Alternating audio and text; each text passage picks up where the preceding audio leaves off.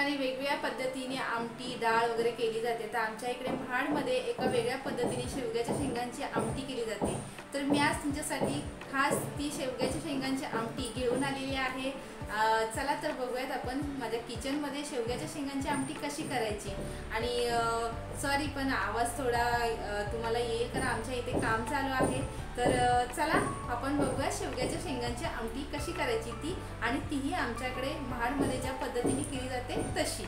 चला तर मग तर इथे बघू शकता मी डाळ शिजवून घेतली। आता ही डाळ आहे मुगाची आणि तुरीची, अर्धा कप अशी मी शिजवून घेतलेली आहे या चौघांसाठी।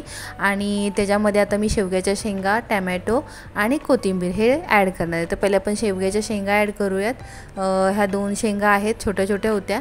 त्यानंतर एक टोमॅटो पूर्ण ॲड केलेला आहे। आणि त्याच्यामध्येच आपण आता मसाले ॲड करूयात। आता ह्याच्यामध्ये मसाले कुठले कुठले ॲड करायचे, तर आपण कांदा खोबरा लसणाचा मसाला असतो ना, जो आपण वाटणाचा मसाला असतो, तो आपण याच्यामध्ये थोडासा ॲड करणार आहोत। महाडमध्ये आमटी वगैरे ह्यासाठी हा मसाला ॲड केला जातो। प्रत्येक भाजीमध्ये, प्रत्येक रश्श्यामध्ये, आमटीमध्ये हा मसाला वापरलाच जातो। सुक्या खोबऱ्याचा मसाला हा आहे। आणि त्याच्यामध्ये आपण आता टाकूयात लाल तिखट, हे मिक्स आहे गरम मसाला वगैरे सगळं असं बनवून केलेलं घरचं घरगुती लाल तिखट। त्यामध्येच आपण टाकूयात 1 चमचा हळद, आणि याच्यामध्येच आपण आता मीठ ॲड करूयात। याच्यामध्ये 1-1.5 चमचा मीठ ॲड करूयात आपण। हे छोटा चमचा आहे, असा छोट्या चमच्याने आपण 1-1.5 चमचा ह्याच्यामध्ये मीठ ॲड करूयात। आता आपण ह्याच्यामध्ये फोडणी द्यायला तयार करूयात। आता इथे मी लसूण सोलून घेतलेले आहेत। आता ह्या लसूण मी चेचून घेणार आहे। आता हा दगड आहे आमच्या इथला, नदीतून आणलेल्या गावावरून।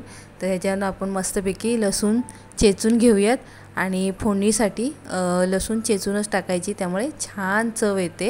आता मी लसूण चेचून घेतलेली आहे। आणि कढईमध्ये तेल आहे, याच्यामध्ये मी आधी पापड आणि भजी थोडे काढून घेतले होते। याच तेलामध्ये आपण न उतरता गरम तेलामध्येच आपण आता ही लसूण टाकूयात। लसूण बघा किती छान फुलली आहे। आता याच्यामध्ये आपण कढीपत्ता ॲड करूयात।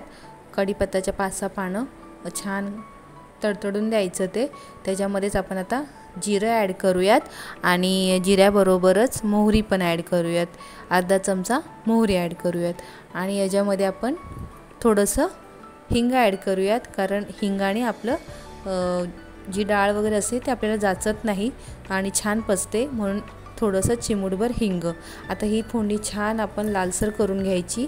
तोपर्यंत आपली ही डाळ हे ना मसाले वगैरे सगळे मिक्स करून छान घेऊयात, आणि मग ते त्याच्यामध्ये ॲड करूयात। आता आपली छान मिक्स झालेली आहे।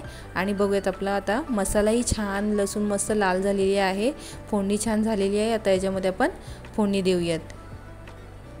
छानपैकी फोडणी देऊन झाली की थोडंसं पाणी ॲड करूयात, कारण डाळ घट्ट आहे आणि आपल्या शेंगा शिजलेल्या नाही आहेत। तर शेंगा शिजण्यासाठी आपण थोडंसं पाणी ॲड करूयात याच्यामध्ये।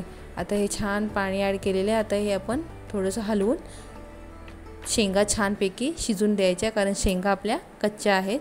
आता बघ छान आमटीला उकळी आलेली आहे मस्तपैकी। आता वरून आपण छान कोथिंबीर ॲड करूयात, आणि मस्तपैकी आपली आमटी मस्त 1-2 वेळा उकळून द्यायची।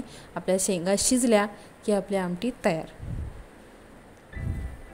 आपली शेवग्याच्या शेंगांची आमटी शिजलेली आहे, आणि मी माझं ताट रेडी करून घेतलेलं आहे। इथे आहे बघा भात, शेवग्याच्या शेंगांची आमटी, बटाट्याची भजी आणि लोणचं। चला, इथे माझं ताट रेडी आहे। तुम्हाला व्हिडिओ आवडला असेल तर लाईक करा, शेअर करा आणि सबस्क्राईब करायला विसरू नका। चला तर भेटूयात पुढच्या व्हिडिओमध्ये। तोपर्यंत नमस्कार।